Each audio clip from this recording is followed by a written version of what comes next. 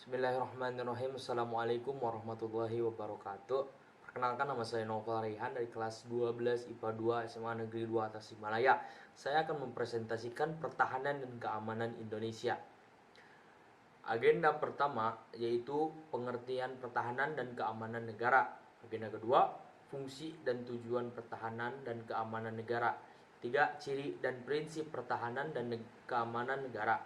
Keempat, komponen pertahanan negara. Yang kelima, ancaman pertahanan dan keamanan negara. Yang keenam, bentuk usaha pertahanan negara. Pengertian pertahanan. Pengertian pertahanan. Kata pertahanan berasal dari kata dasar tahan. Dalam Kamus Besar Bahasa Indonesia, kata tahan mempunyai arti keadaan tetap meskipun mengalami berbagai hal. Dengan pengertian tersebut, pertahanan merupakan suatu upaya yang dilakukan untuk menciptakan kondisi keadaan yang stabil.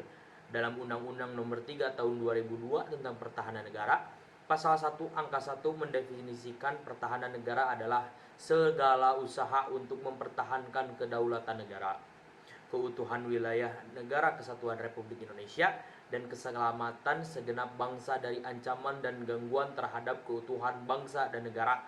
Pertahanan negara merupakan kekuatan bersama sipil dan militer diselenggarakan oleh suatu negara untuk menjamin integritas wilayahnya, perlindungan dari orang atau menjaga kepentingannya.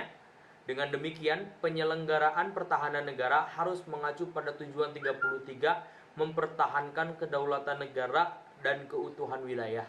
Pertahanan negara dikelola oleh Kementerian Pertahanan. Tentara Nasional Indonesia disebut sebagai kekuatan pertahanan. Pengertian keamanan. Pengertian keamanan, kata keamanan berasal dari kata aman. Secara sederhana, istilah keamanan dapat diartikan sebagai suasana bebas dari segala bentuk ancaman bahaya, kecemasan, dan ketakutan. Dalam kajian tradisional, keamanan lebih sering ditafsirkan dalam konteks ancaman fisik atau militer yang berasal dari luar. Walter Lippmann, seorang ahli hubungan internasional, merangkum kecenderungan ini dengan pertanyaan yang terkenal.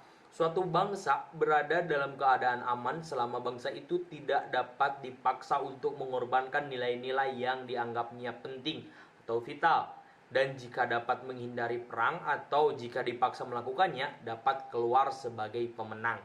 Karena itu, seperti kemudian disebutkan oleh Arnold Wolfers, masalah utama yang dihadapi setiap negara adalah membangun kekuatan untuk meningkatkan to deter atau mengalahkan to defeat suatu serangan. Dengan semangat yang sama, kolom keamanan nasional dalam International Encyclopedia of Social Science mendefinisikan keamanan sebagai kemampuan suatu bangsa untuk melindungi nilai-nilai internalnya dari ancaman luar. Fungsi dan tujuan pertahanan dan keamanan negara.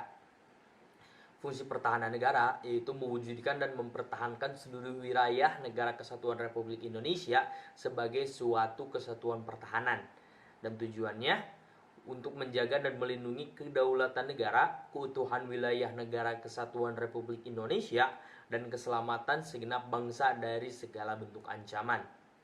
Dan selanjutnya ada ciri-ciri dan prinsip pertahanan dan keamanan negara. Ciri-ciri pertahanan dan keamanan negara, yang satu, kerakyatan, yaitu pertahanan keamanan negara diabdikan oleh dan untuk rakyat.